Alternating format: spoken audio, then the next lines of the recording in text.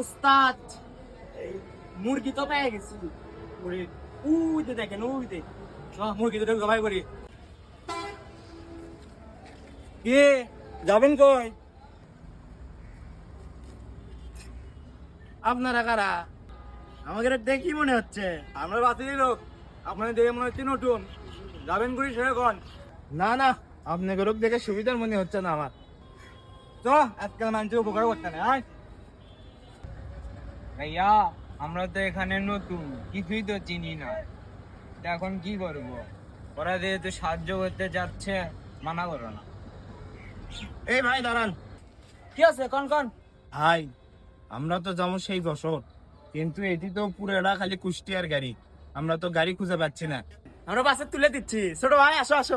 যাও যাও, ছোট ভাই যাও, আসো আসো।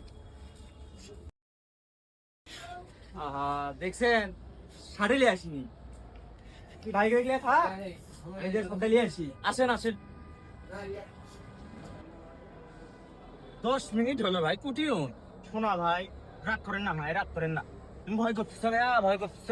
ভয় করো না। 2 মিনিট ভাই, কত জায়গায় দিয়ে আসেন। 2 মিনিট তারপর সেই থেকে দাঁড়িয়ে আছি আমরা। ভাইয়া ওরা দুইজন তো চলে গেল, আসিচ্ছে না তো আর।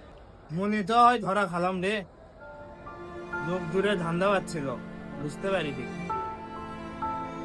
যাই হোক, খালি ব্যাগ লেগে গেছে, ওর মধ্যে তো খালি কাপড়। ফোনটা ঢুক দিছি কি ফোন না ভাই, রাগ করেন যা।